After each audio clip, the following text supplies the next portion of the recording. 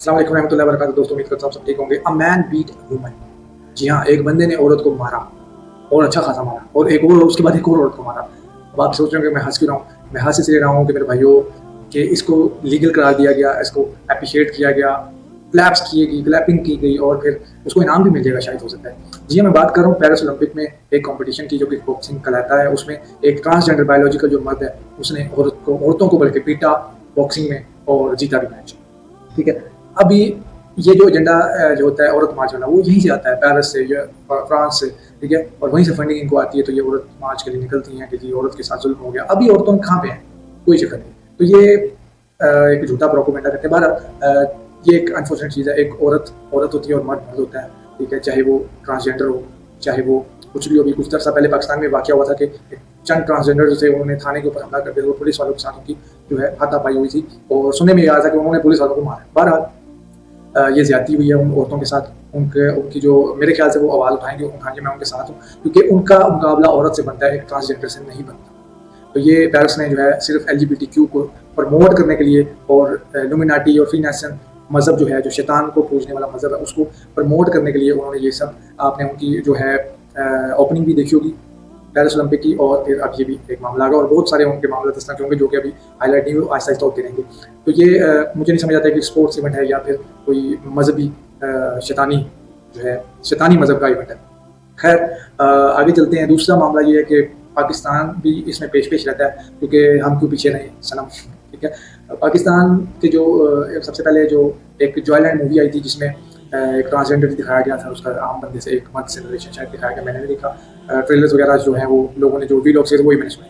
ठीक है। बहरहाल वो था मामला यही, और ये उनके डायरेक्टर खुद कह रहे हैं, ये आप खुद सुनते हैं। How are you looking at Pakistani mainstream cinema and entertainment right now with regards to the rest of the world and reaching out to various other people outside of Pakistan as well? Mainstream, I don't know.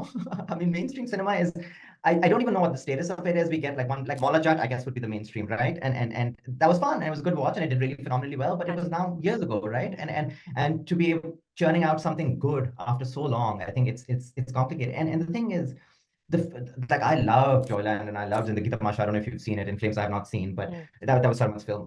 But these are great films that are sort of just chopped off before you even enter the world. And I'm talking within Pakistan. So I think, how do you build that bridge between international Pakistan when your local country is not even showing that content, or Giving you it's that censoring space. it in a way that it loses, like I know my favorite scene from sort of Joyland was the one where they're trying to be intimate with each other but don't know exactly how to be, and I thought it was beautiful, but I don't think that made it to the Pakistan cut. So Yeah, we did a screening here in Washington DC last year at the Smithsonian, and I was just talking to the audience after the screening got over, and there was a girl from Islamabad, and she's like, "This is a different film than I yeah, watched in Islamabad. There's just additional scenes in here that were just never there when I yeah. watched it."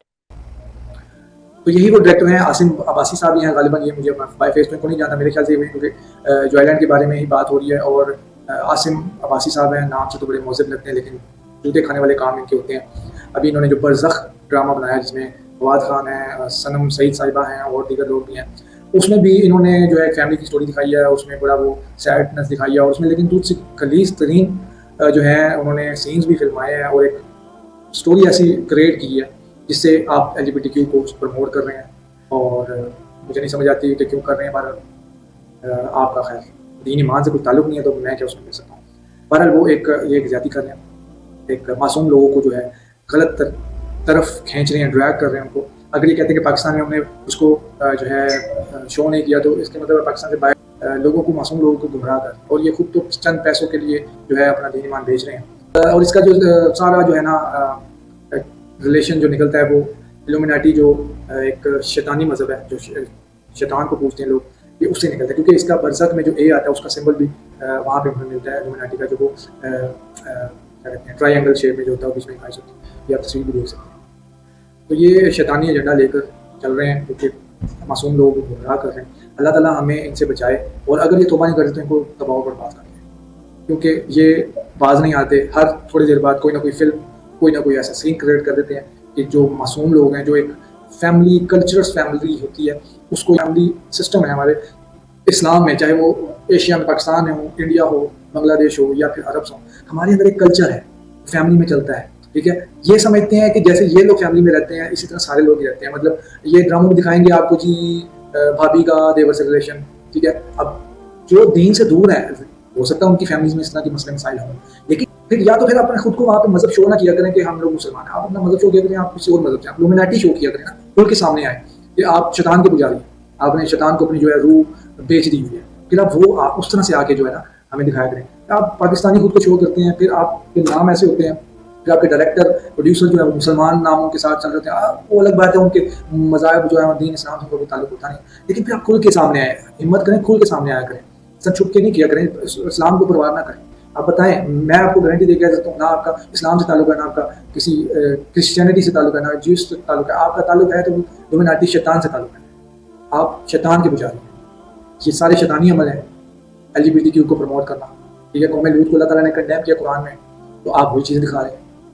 कौम लूत क्यों बर्बाद की गई, उसके ऊपर क्यों पत्थरों की बारिश की गई, क्यों उसको तबाह बर्बाद संसार कर दिया गया, इसी वजह वो कौम लूत इसी वजह से मशहूर है कि वो एक सेम जेंडर जो था उनका वो रिलेशन होता था, सेक्ट करते थे। मतलब अल्लाह ताला हो सकता है आपको हिदायत देगा, लेकिन अगर आप तौबा की कोशिश करेंगे तो, अगर आप तौबा नहीं करेंगे तो आपका बरज़क जो है ना, जो बरज़क वो आपको लग पता जाएगा, वो कहते हैं ना पता नहीं लगेगा, लग पता जाएगा। तो बरज़क का आपने नाम सुना होगा, आपको पता नहीं बरज़क होता क्या है। बरज़क मौत के बाद की स्टेज है, जिसमें जो गुनाहगार है उसको तो अज़ाब आप सुन के आपको 4 दिन नींद ना आए, ठीक है, और जो नेक लोग हैं उनके लिए आसानी है। तो इसी के साथ जल्द दीजिए और बरज़क का बायकॉट कीजिए और इस शैतानी इंडस्ट्री का भी बायकॉट कीजिए। और अगर कोई अच्छे डायरेक्टर हैं जो इस्लामिक कंटेंट बना सकते हैं, मुसलमान मुआशरा दिखा सकते हैं कि वो कैसे बुराइयों से बचते हैं, अगर उनके पास सामने ऐसी कुछ चीज़ें आती भी हैं तो वो कैसे बचते हैं, इस तरह की चीज़ क्यों नहीं दिखाते। नई कंटेंट को मुझसे ले लो यार, मेरे पास दर्जनों कंटेंट पड़े हैं, मेरा दूसरे चैनल पर मैं यही काम करता हूँ। वो मैं इसी के साथ इजाज़त, जज़ाकल्लाह खैर, अस्सलाम वालेकुम।